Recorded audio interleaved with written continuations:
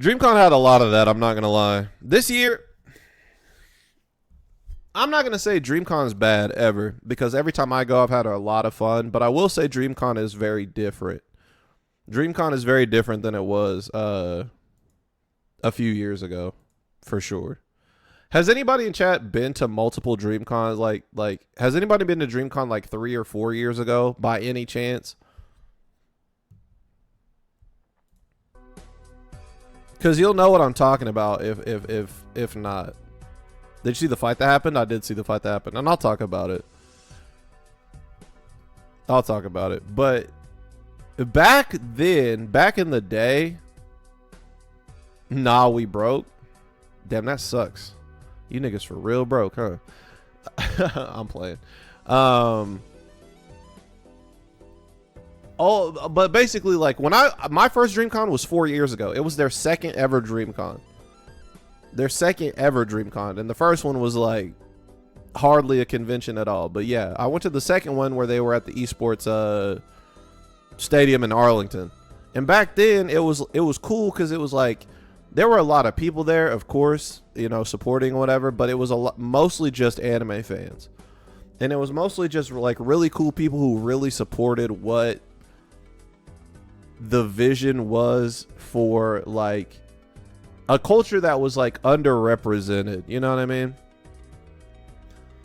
Black anime fans they exist, obviously, like that's a big group of people, but they just never had a place to go and socialize and meet content creators, and like they hadn't been, you know what I mean? They haven't been represented in the best way. And so for DreamCon to exist and for like RDC to like put on for them was like a really powerful thing.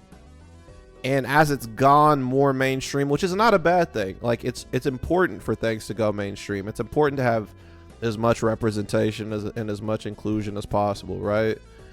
But for what it was this year, especially, this was the first year that last year I started to feel it, and I was like, I don't know how many more of these I got left in me if it's going to be like this every year.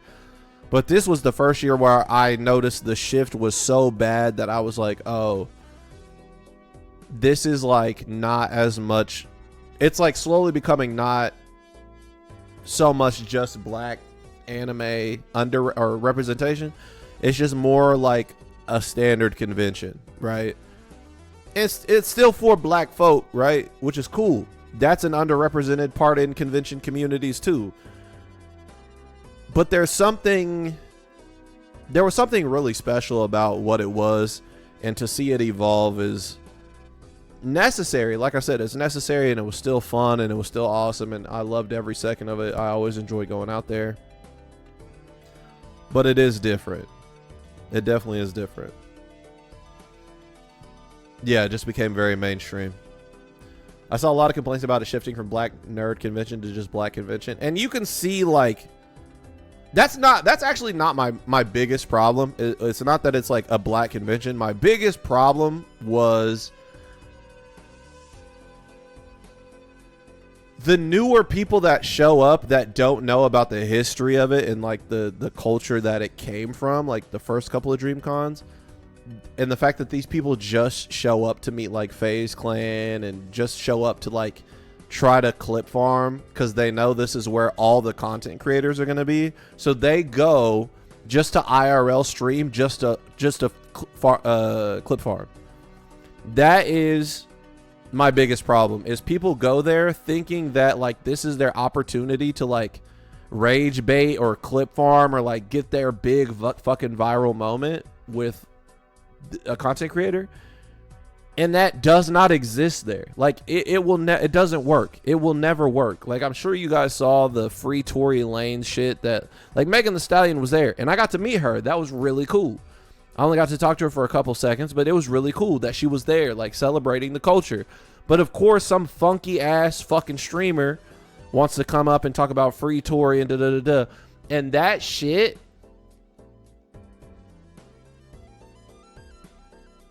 And like, it's such loser ass behavior. It's such loser ass behavior. Yeah, it was like 2018, 2019. It's just whack. Like, we go there, everyone goes there to have a good time. Everyone knows the rules. But there are some people that just think that the rules don't apply to them. That they can just walk around and fucking stick their camera in your face. Someone who did not consent, really, to being on camera. You weren't a part of their fucking plans to be streamed. And now they're just making you do shit, like, right in front of them.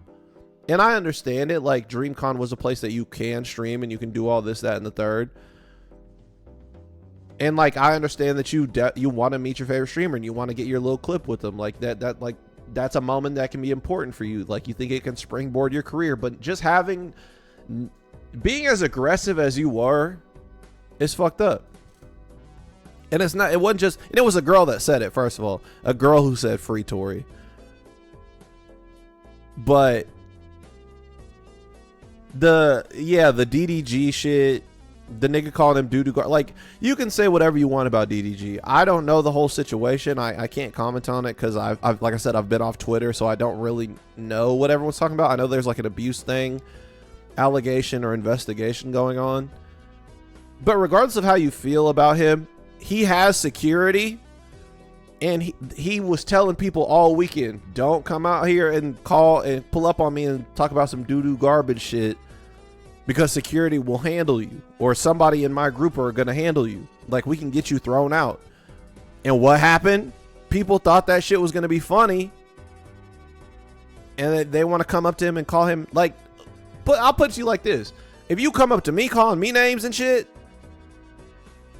I'm gonna have something to say too. So I understand it.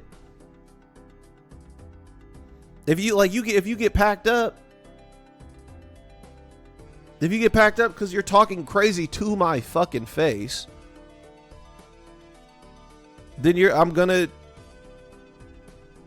get somebody to handle you. I'm sorry. He was joking to me.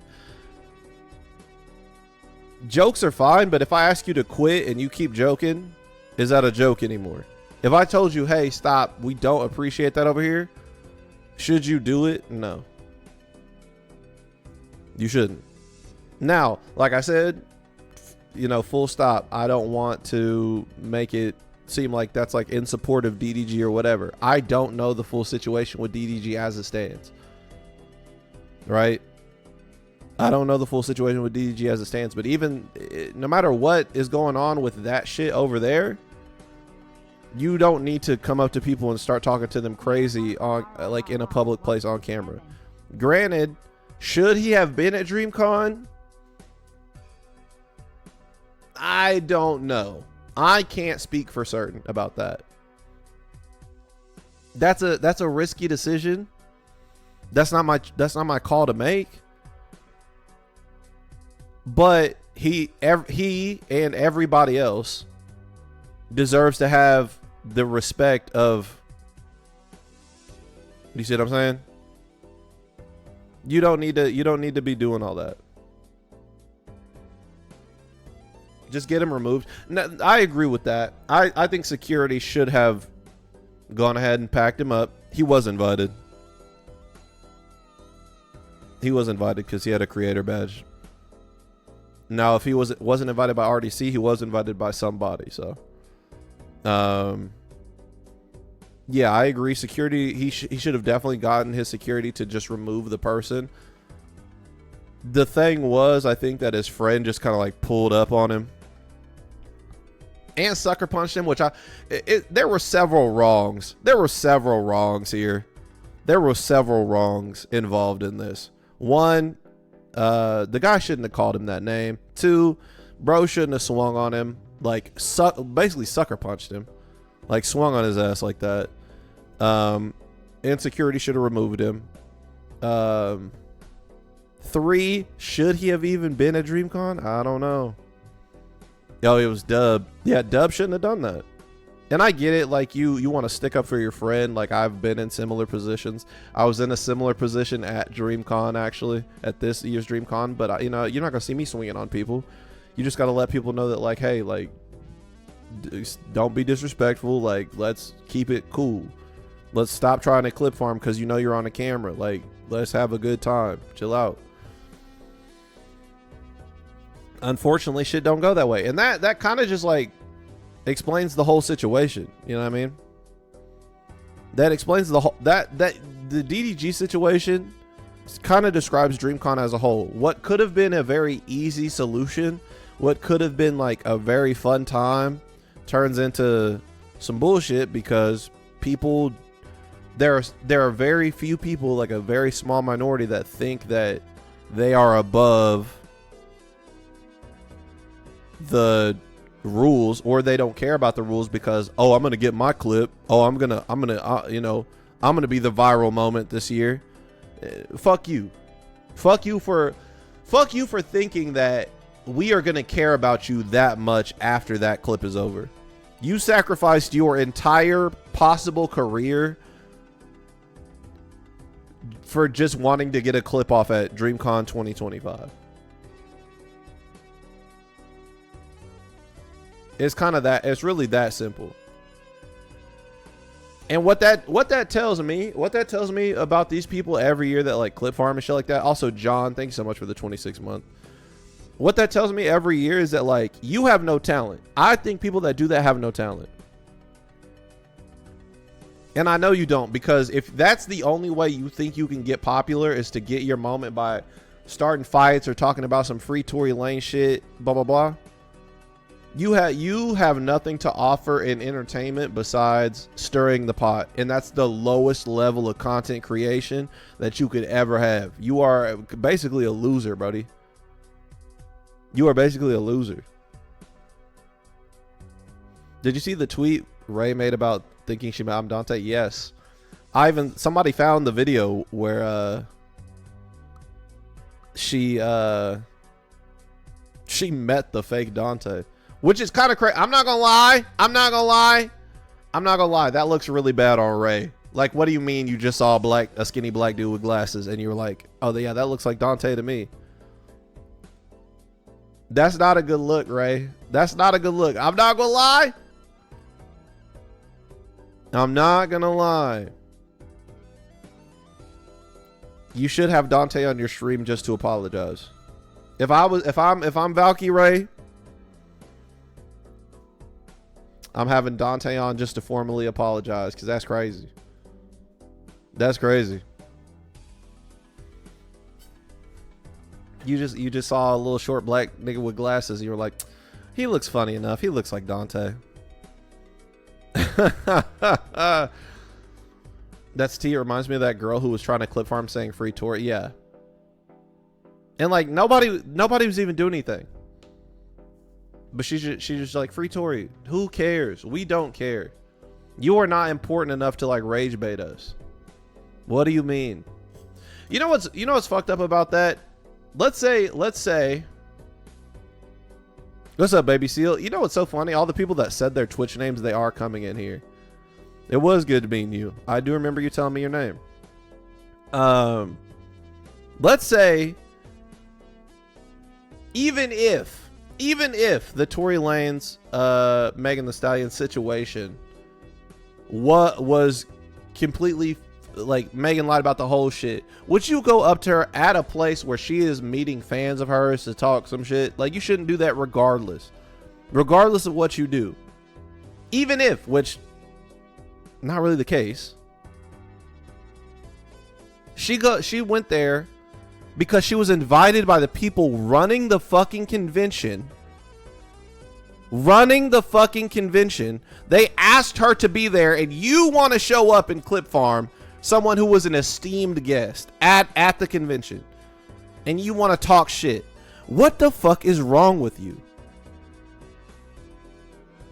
Like, what do you think is going to happen? Do you think that you're going to have 100,000 Tory Lanez fans find that clip and be like, we should make that girl famous for that clip? She said what no one else wanted to say. No, you're going to have 100,000 people look at that clip and be like, you are a goddamn idiot. It doesn't make sense. It hurts her chance of doing the event again too. Exactly. It's rude. And now if Megan doesn't show up, because it's going to be in Houston again next year, if Megan doesn't show up and that's your fucking fault, Now none of us get to hang out, and now we're all gonna punch you in the throat. Like, what the fuck? What is wrong with you? Going out of your way to ruin someone's day rather than just move on and enjoy it as odd behavior? Exactly. I don't get it, man.